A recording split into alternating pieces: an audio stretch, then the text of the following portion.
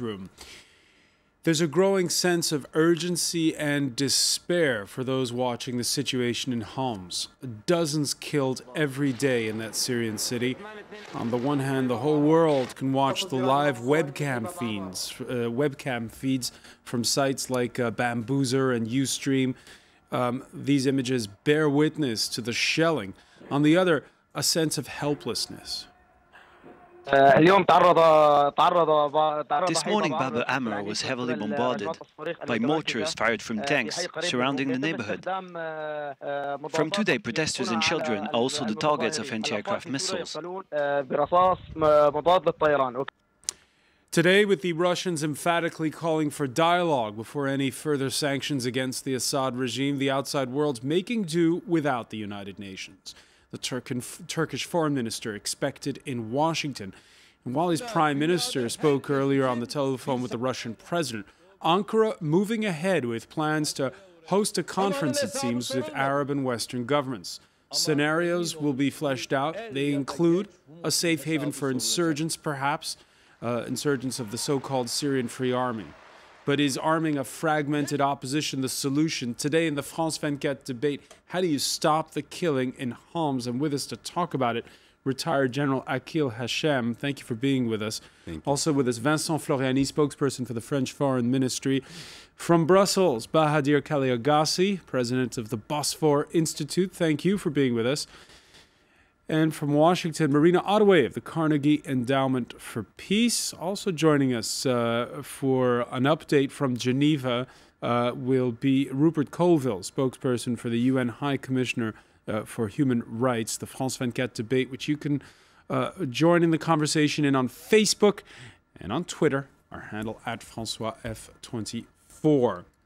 Let's begin in Geneva for try to get some latest information that perhaps you have, Rupert Colville, at the United Nations. Now, most casualty tolls that we get quote Syrian activists as their source.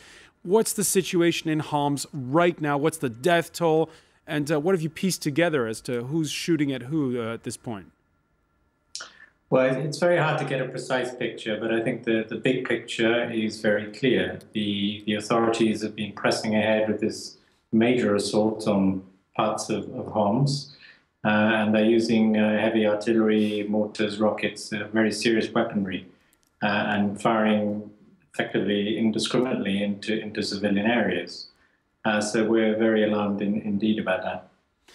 We're getting alarming reports. What are you hearing in terms of the casualty toll? Well, you hear clearly there are a lot of casualties, but the precise number I think is really hard to verify, probably even for the people on the ground in Homs themselves, because the city is fragmented. It's, in the first few months of this crisis, it was possible to at least come up with a kind of ballpark figure for the casualties in Syria, and we were doing that. But we've stopped trying to give a figure because we simply can't verify numbers in these circumstances. How does what's happening in Homs, Robert Colville, measure up to what happened in Sarajevo 2 decades ago? Well, I don't think one should compare situations as very different as that. Even comparing Syria with Libya has many problems. But I think what we can clearly say is that it's a very scary situation. Many thousands of people have now been killed. People have been tortured. People have been disappeared. It's a really grave situation, and it's time to cut through the politics and take some very concrete actions to stop it. And unfortunately, because of what happened at the Security Council earlier this week, that's not really happening at the international level. Cut through the politics, and you mentioned what happened, the Russians and the Chinese vetoing a watered-down measure. Should the outside world really bypass the United Nations at this point? Well, no, I think you have to keep trying. The Security Council is a very, very crucial body. It's the part of the UN that has teeth. It can institute a whole wide range of measures, and that's really desperately needed. So I think one has to keep trying with the Security Council, But other states can of course take other measures, and indeed are doing so. I mean, you have partial sanctions that have been instituted by the European Union, for example, by some neighboring states. But obviously, some global, really concerted global action would be terrific, and is really what's needed, because the Syrian government seems to think it has sort of carte blanche to do what it wants right now, and that's absolutely lethal, especially for the people of Homs. All right, Rupert Colville, I want to thank you for joining us from Geneva, for giving us that update on the situation as you've been able to piece it together. General Hashem, you're born in Homs. Tell us a little bit here, the situation. We've been hearing about this Baba Oued neighborhood of Homs. What's going on inside the city from what you've been able to piece together? Yes, I can tell you that I have a lot of information from inside with the communication I have. But this is not just about Homs. It's about the whole issue of the revolution. I have to talk a little bit politics. That this regime knows very well that someday, somehow, the Russian cover will not be enough. And someday, somehow, and this is what I'm calling for more than 4 months about it, the international community will intervene in Syria without even the need for Security Council resolution. So that's why he now escalating the killing in a very barbaric way. So maybe he hopes that he can put an end to the revolution before something else can happen. And so why Homs in particular in that escalation? Why is Homs so important? Okay, Homs is important for one reason. Recently, since more than 2 months, Homs became the center of the revolution, the core of the revolution. It gained, beside the military aspect, gained some moral aspect within the eyes of the Syrian people. So this regime wants to cut this revolution and put an end to it, but this is something very foolish. I can tell you from the very beginning, I knew this regime from inside for years and years. When Hafez Assad took power in Syria in 1970, I was a first lieutenant in the army, spent 8 years. Before that, I was in the military. I know how he did. I know the inside. I know that this regime doesn't know any way to deal with any problem regarding the people uprising, except the violence, except the killing, except the torturing. So they don't have any alternative. They decided to do that even before the revolution started. When in Tunisia and in Egypt everything happened, they decided to do that immediately from the very beginning. But they don't know the fact that violence attracts more violence. Killing attracts more killing. Let me ask you, Vincent Floriani, is there any way to get the Syrian regime, is there any point at this point in getting the Syrian regime to the table? Well, what we're trying to do, what we're trying to achieve is to support the Arab League. We think the Arab League, which has been playing a leading role, can help a lot. Until now, they have done a lot. I mean, they have been condemning the crackdown. They have sent observers there. They have proposed a plan.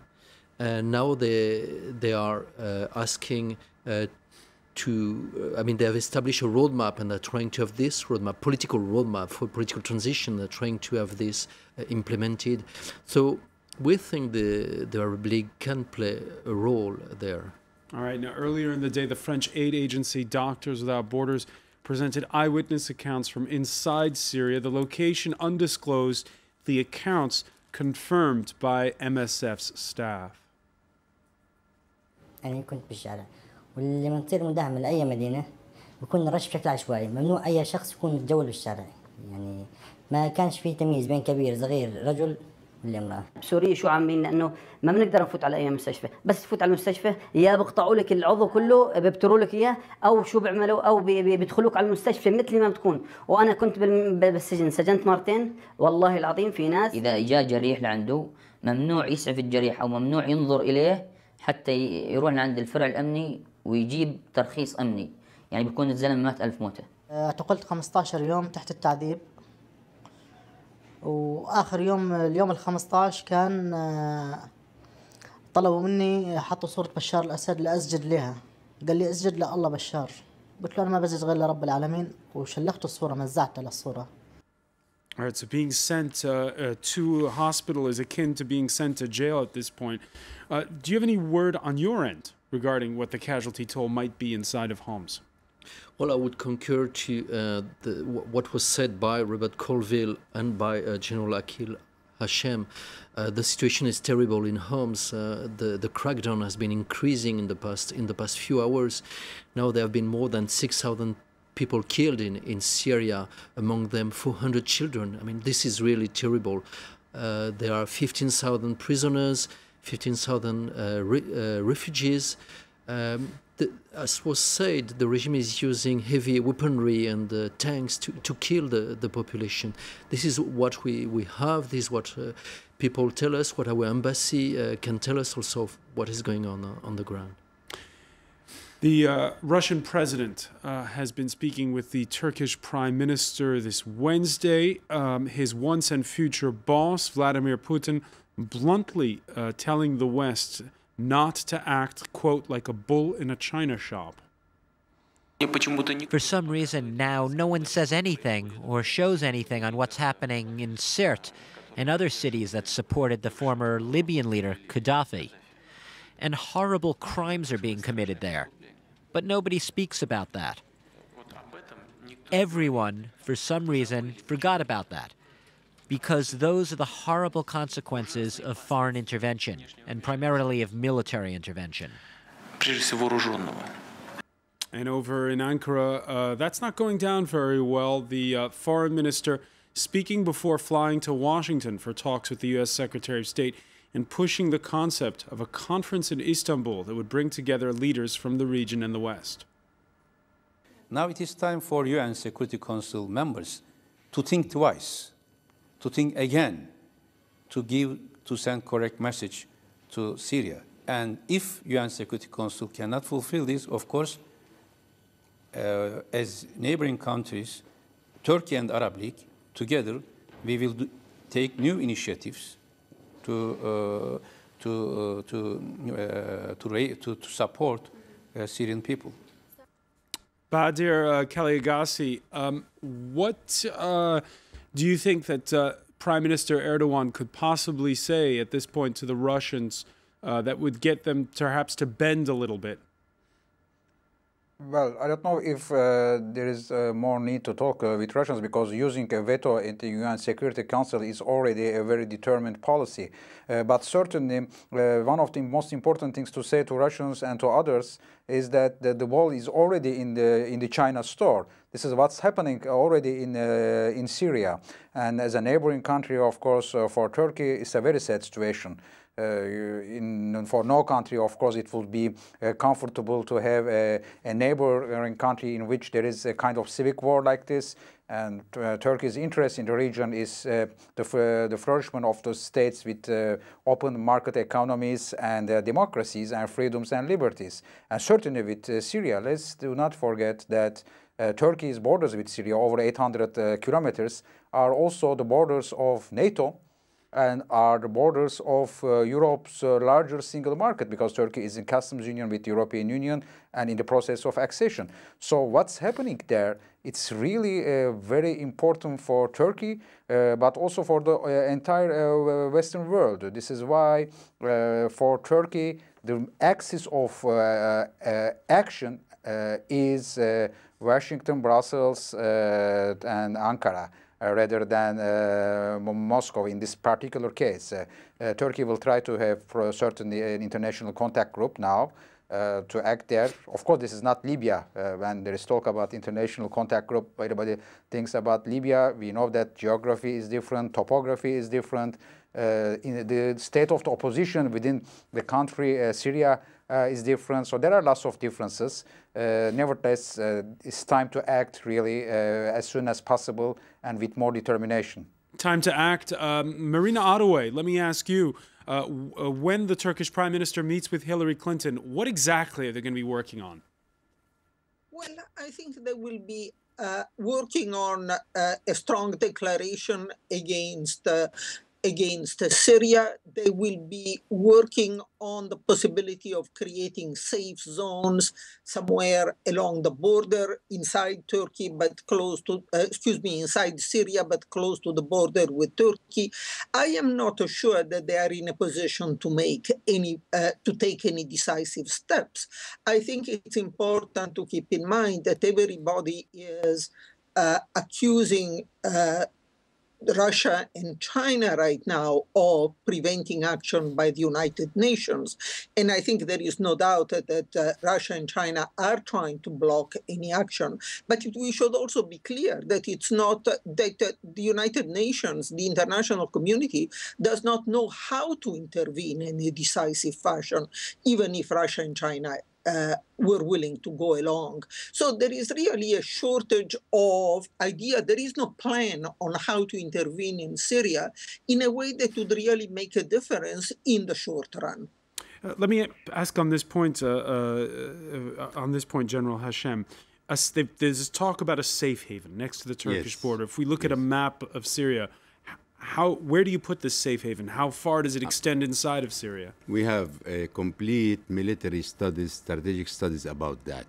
I was calling for that safe haven since more than 4 months. Is it all along the Turkish border? No. This has to be in the northwestern part of Syria, bordering Turkey. It will conclude the department of Idlib. Syria is 14 departments. We called it in Arabic Muhafaza. So the whole department of Idlib and some part of Aleppo and Hama. This will be like 120 kilometer length and about 70 kilometer width. 70 kilometers wide. And the whole total of the area is something around 10,000 square kilometer. It's almost the same size of Lebanon, which is Lebanon, you know that, 10,400. I'm going to interrupt you because we're going to take a break, but I want to pick up on this because it sounds like a tall order, policing 10,000 kilometers. Yes. Stay with us. You're watching the France 24 debate.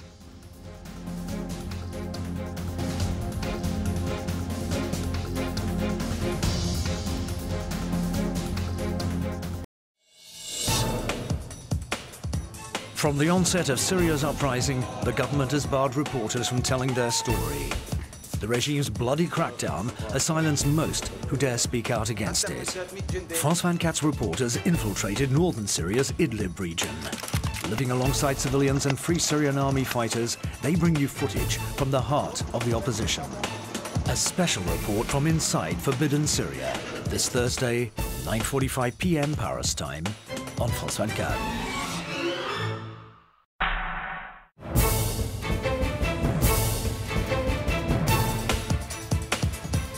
Watch France 24 live and free on your mobile phone. Anywhere in the world, on almost any cell phone, whatever your provider.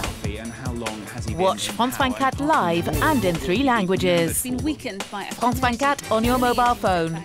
Just visit our website, france24.com, and click on mobile. Select your phone brand, enter your phone number, and you'll receive a free SMS telling you how to install our player. You can watch France 24 live and get the latest world news for free on your mobile.